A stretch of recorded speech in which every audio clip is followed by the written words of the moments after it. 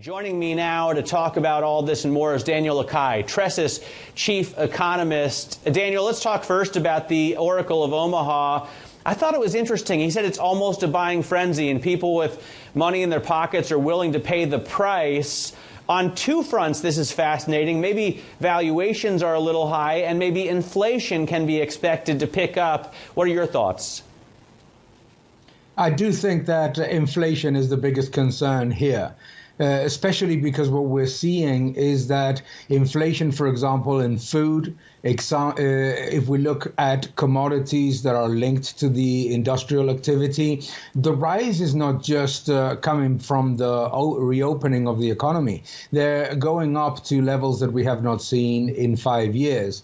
And so, therefore, that is, to me, one of the important concerns. I disagree with Chairman Powell's comments about inflation being transitory. There are numerous elements of the inflationary pressures that look to be more sticky than what the Federal Reserve would likely want. And I would agree with Warren Buffett on the state of the U.S. economy, but it looks to me like a sugar high coming from the chain of stimuli.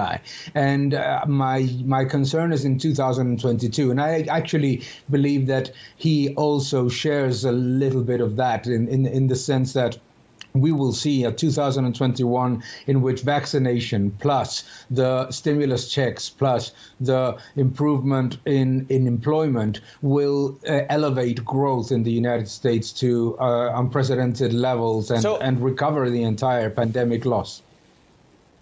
So, Daniel, how do you play this? I mean, you're not just the chief economist there. You've got to manage money at Tressis.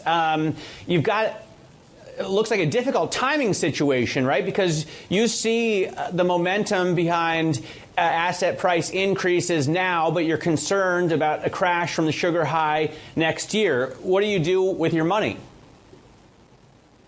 Well, I think that we need to be invested, don't we? Therefore, I think that it's a great opportunity to reduce exposure to those sectors that are so-called value, because they don't protect you when there's a correction. They don't rise as fast when markets go up, and they definitely fall as fast when markets come down. So it's a good opportunity because they've had a phenomenal run. The difference between growth and value has shrunk significantly, and it's a good time because many of those companies will see margin pressure from higher inflation because they cannot pass the increase in cost to consumers. So I would reduce exposure to value. I would increase exposure to dollar assets.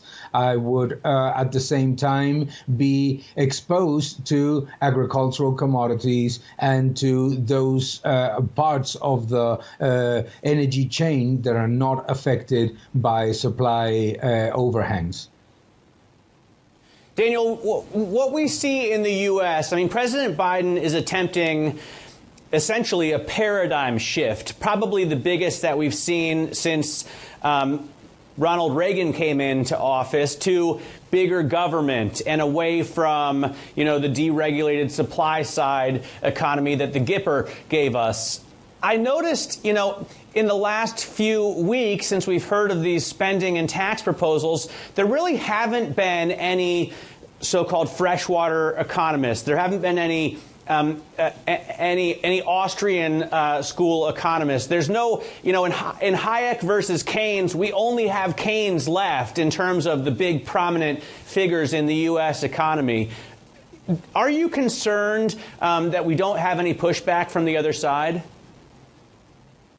I find it certainly concerning. I start with the idea that even if you're a Keynesian economist and just looking at data, we know that more government spending in open and indebted economies generates a very low fiscal multiplier. This is not an opinion. This is a reality. We also know that the massive infrastructure plan has very little actual infrastructure in it. Therefore, the economic return of the plan is limited. And we also know that raising taxes, even if we decided to believe achieve the optimistic expectations of revenues that the administration has provided, that those tax increases are not going to even scratch the surface of the deficit.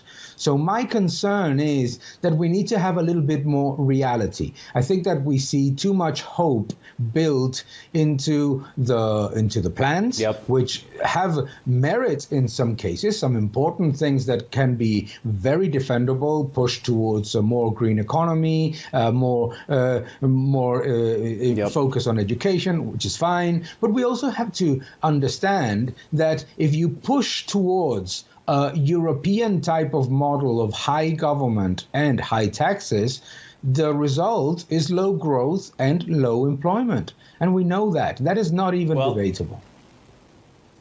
Well, Daniel, I remember during the great financial crisis, there was a great rap video, Keynes versus Hayek, that pitted the two against each other in a boxing match. And it looks like 10 years on, Keynes won that bout in a knockout. We're going to continue to talk about this. Daniel Lacalle, Tress's chief economist, stays with us.